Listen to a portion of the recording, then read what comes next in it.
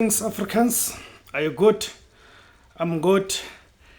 Is the fake GNU collapsing? Right? I'm asking the question, is the fake government of national unity collapsing? I'm asking this question based on the events that unfolded this week. Remember on Wednesday, the 19th, right? The 19th of February 2025, it was a day that was scheduled for the tabling of the budget, right? For the tabling of the budget for the year 2025 to 2026, right? By the Minister of Finance, Enoch Godongwana, right? But as we now know, he couldn't table, right? It was postponed. The budget was postponed not a day before, not an hour before, but right on time, actually, when 30 minutes late from starting. That's when the tabling of the budget was postponed. So this presents a question that is this fake government of national unity, which, by the way, we keep on emphasizing is that it is not even a government of national unity, but it's just a grand coalition between the Democratic Alliance and the African National Congress. Then, of course, they've included these smaller political parties, right? This neoliberal, liable, unviable political parties, right? Your IFP, your PA, your BOSA, your Good Party, and all your PAC, and all of that, right? So, but the main actors in the so-called government of national unity, it is the African National Congress and the Democratic Alliance. Hence, it is actually a grand coalition between the ANC and the DA.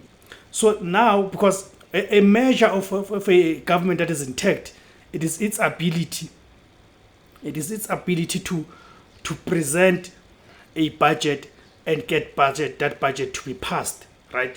But now this so-called government of national unity failed its first test. Its first test was this budget, right? And it failed with flying colors, all right?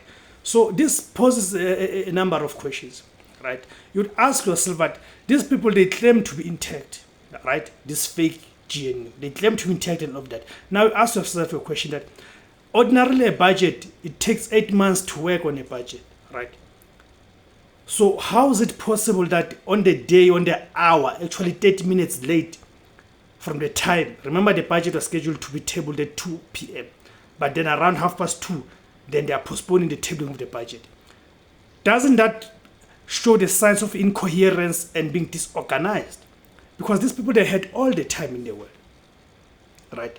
If anything that they tell us, if what they tell us it is anything to go by, surely will not be in this position that we are in. It means they will have prepared themselves for the 8 months that they had to prepare themselves for this budget, right?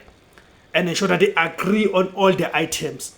Right? Then they present the budget that will then be presented to Parliament and get voted to, right? Get voted for, right? But the mere fact that at 1 o'clock, apparently at 1 o'clock, that's only when Minister of Finance, Enoch Godongwana, met with the partners from this so-called government of national unity and presented his proposed budget, right?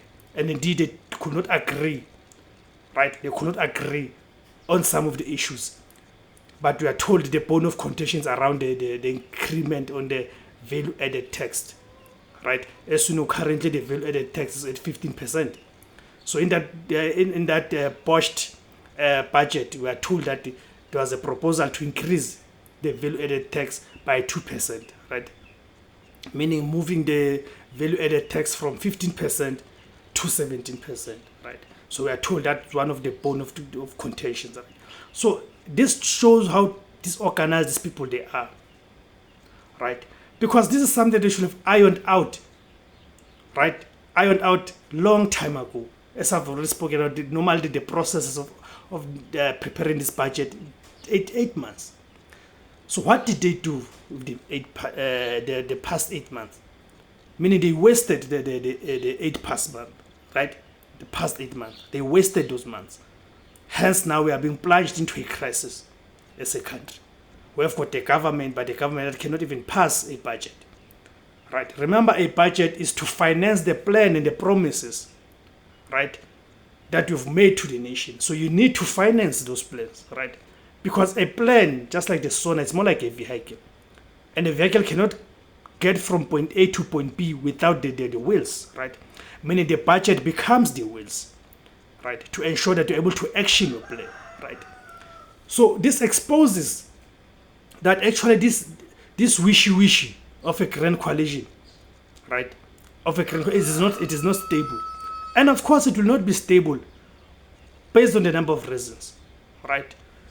You have people who cannot even agree on the priorities. What are the priorities for the country, right? These are the people who are representing different constituents, right? Whether the ANC likes it or not, right? As much as it's now selling out and all of that and it's getting rejected, but the fact remains that the constituency for the ANC remains the downtrodden masses on the ground, which are natives, the African people, right? Then you've got Democratic Alliance that represents the white settlers, the white minority, the privileged, the land thieves, right? The white monopoly capital. As much as they know the ANC now is moving in that direction, but in terms of the constituency, it remains that the ANC represents, or most of the ANC support come from the downtrodden masses of the people. So you put together these formations, right, into a so-called government of nationality, which actually is a grand coalition. Then how do you expect to have a functioning government, right? Because it means what we are seeing now, it is what we are going to be subjected to in the next 5 years, right?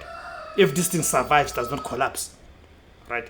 Because you've put together people who represent two different constituents, right? As much as the other one is beginning to sell out, right? So this exposes the ANC, that the ANC rejected to work with the progressive forces, right? Being the economic freedom fighters, the Mkhonto Sizwe Party and others, and chose to go into bed with a racist party of the white monopoly capital, right? But now here they are, they cannot even agree on the budget. But also now this also tells us something about the ANC, that indeed the ANC is moving at a fast alarming pace away from its base, right? The fact that the ANC even proposes